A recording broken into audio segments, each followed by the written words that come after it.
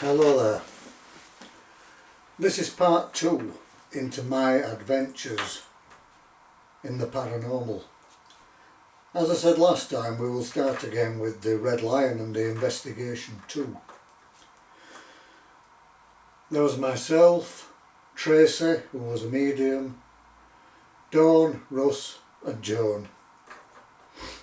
And we walked around the old building again looking for a baseline test, looking for any noisy floorboards, any cracks in windows, natural drafts, cold spots, anything that could make someone believe that there was a paranormal event going on, which we always tried to discount in every investigation we did. On this particular occasion we went back into the Red Lion, following the fact that it was such a huge place. It was far too big to investigate in one night. We went back into the ballroom, and in the ballroom, apart from a few people dancing, which is what you'd expect, and a little bit of music in the background, there was also a guy called Oliver Haywood, who I believe was 65 years old, in spirit world, and he had been stabbed. He had been stabbed and he had passed away through this stabbing in an argument over money, and it was someone called George who had taken his life. I asked him when this was, and I believe that he told me it was 1764. Yet Oliver was still there within that ballroom, still reliving that moment when he was killed. And I can remember this terrible pain in my side, which felt as though I was being stabbed right there, right in the side. And Tracy, the other medium, confirmed that she could see a knife with a bloodied blade of about 4 inches long, and that was the weapon which actually took Oliver away.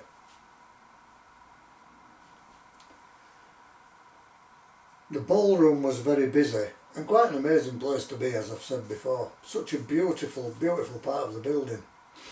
There's a lot going on. But we left all that and we went upstairs towards the living quarters.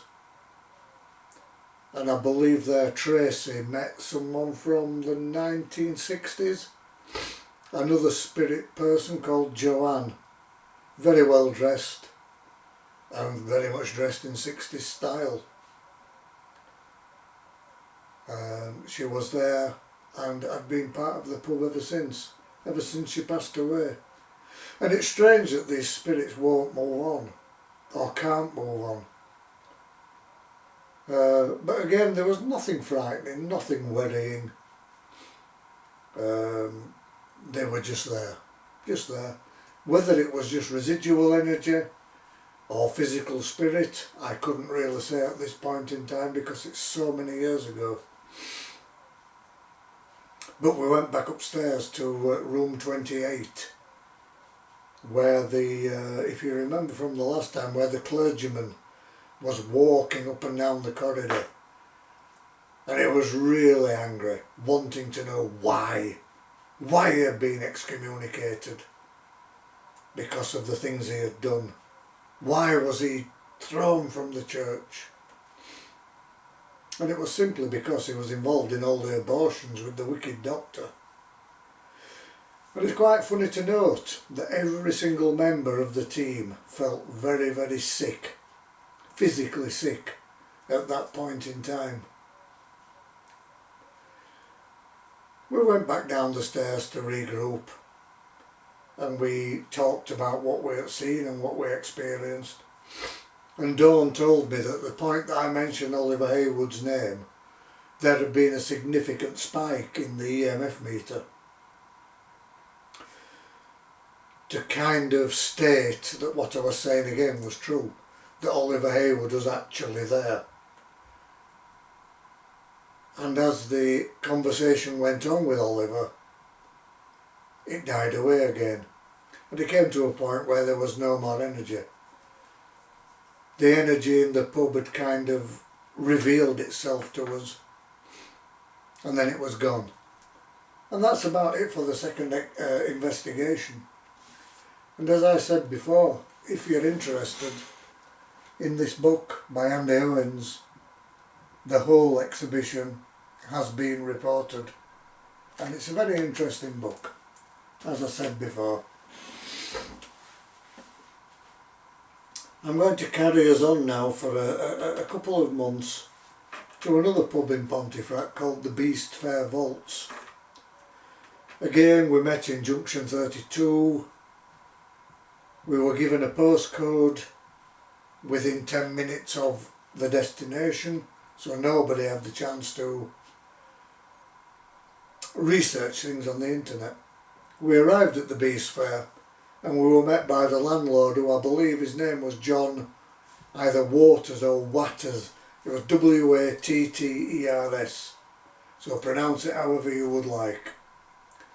And basically he gave us free rein over the pub, but he did tell us that there had been significant reports of people being afraid of going into the cellar, which is not unusual, because many people find cellars very dark and foreboding places. Anyhow, we went down into the cellar. We had a look round and we noticed that it had a lovely vaulted ceiling, and within that vaulted ceiling were different rooms, all with an arched doorway. Each one had a steel door which opened to reveal what would have been a cell back in the day. We soon found out that through our mediumship, whatever you wish to call it, that the pub had been used during World War II as a place to store bodies, and there had been quite a lot of death in that area during the war, and because it was so cold in the cellars, the bodies were kept down there for a period of time before they were buried. Tracy and I opened one of the iron doors to reveal, as I say, which appeared to be a cell, for want of a better word. And as we later found out, that back in the mists of time, those rooms were actually used as cells for the police. If their police station was overwhelmed, they were locked away under the pub. Not a bad place to be locked away, I hear you say, but it was very dark and very foreboding. Tracy and I went into the room and we stood right at the back, and Russ, who was the cameraman at that point, set up his camera in the doorway and began filming us. He began filming what we were doing. And I felt Tracy grab hold of my hand and squeeze it. And she said to me, "Look at Russ." And I looked up. And as I looked, I could see, as so could she, that an elemental spirit was overshadowing Russ. So much so to the point that he grew so large that he was blocking the entire door. It was huge, a huge figure there, blocking out the entire doorway. And both Tracy and I knew that that was the only way out. We had to go past this elemental spirit.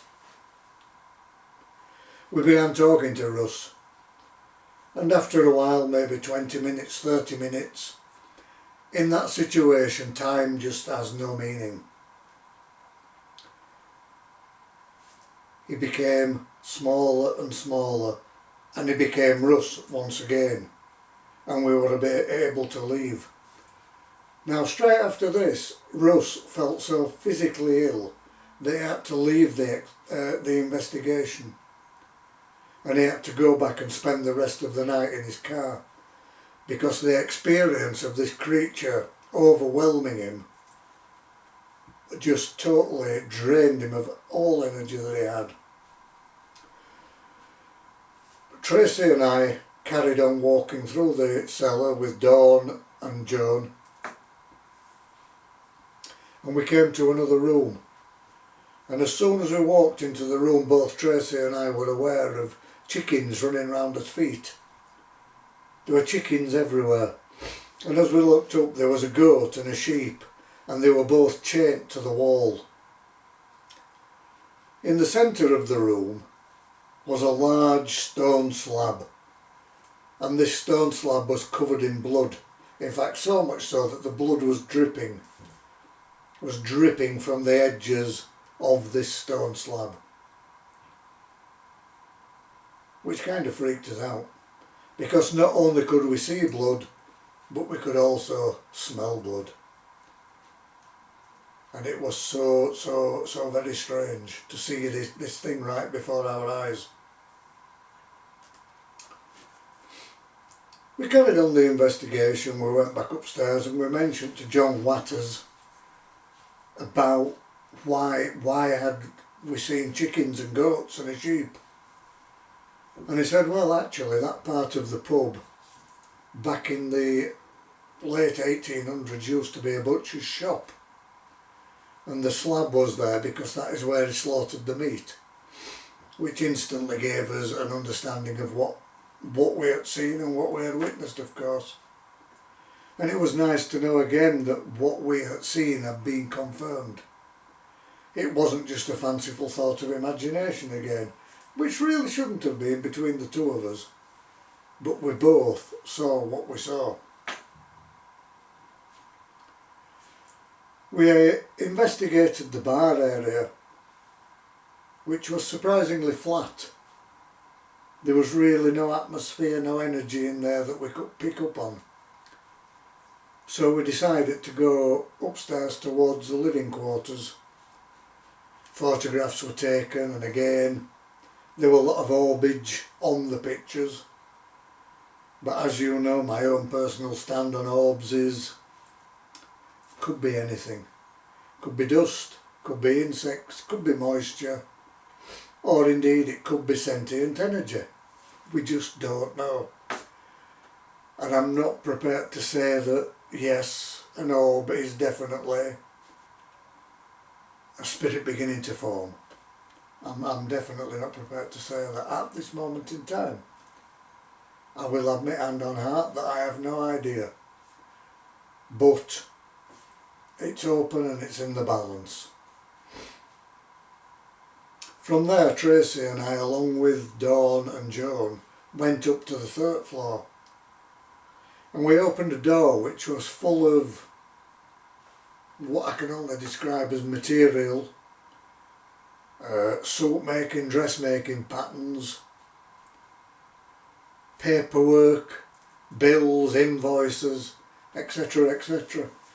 All around the room were like pigeonholes with material in them and various bits and pieces that were there. And we read some of the paper, and it appeared that the person who had that part of the building was a milliner. He used to sell material, he used to sell the patterns, the thread, the needles, etc, etc. And according to what we found, he did have quite a large number of customers. Again, in that room it was quite flat. But Tracy and I became aware of a presence just outside the room. Both of us felt that there was something not quite right. And we both began to ask the spirit world, what is it? What is going on? And I can remember at this point a small child, probably aged about 10. He appeared before us both, and he's quite ragged to look at, from the 1800s. And he had worked for this milliner, and apparently this milliner was a very strict man, very religious man. And one particular day this young lad, never knew his name, so I can't tell you that. Apparently one day he had, I was going to say stolen, but he had taken some extra biscuits to help feed his family at home, to give to his mum and his sister, basically. and he had been caught out. And the milliner had told him that because of what he had done, he would go to hell, and he would burn forever in the fires of hell. And if you can imagine, as a 10-year-old kid, that must be terrifying. Must be an absolutely terrifying thought, considering the state of education back then. And it was really sad. This lad was terrified, absolutely terrified. And we said to him, but there is no hell. You've nothing to worry about, nothing at all. But again he said, no, because I stole those biscuits, the devil will take my soul. And we talked to him for quite a while. And we said, but look, trust us, there is no devil. There is no hell.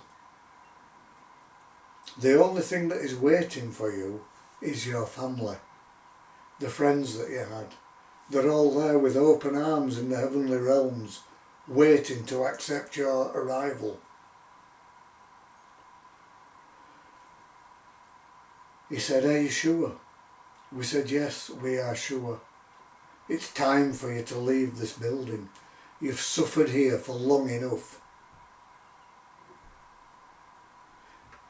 At this, Tracy and I held each other's hands and formed a circle. And we said to the boy, jump through this circle and be free from this eternity that you've been in. And he was so unsure. But we held on, and we prayed, and we constantly asked for him to jump through. And he did. And at this point, both of us could tangibly feel a presence flowing between us, flowing between our arms. And he had gone into the light. That was the first time that either myself or Tracy were involved in spirit rescue. And it was a wonderful experience, absolutely wonderful experience, to know that this child who had lived in fear all these years was now free and reunited with his family. And that was the end of that investigation. And it was one I'll never forget for many reasons. And again, I thank you all for watching, thank you for listening. Click like, and please feel free to leave a comment. Look after yourselves, stay well, namaste.